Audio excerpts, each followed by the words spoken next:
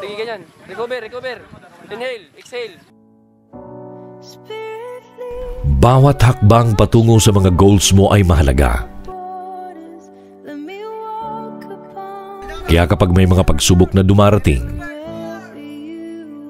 tingnan mo ito bilang mga oportunidad para mag-grow.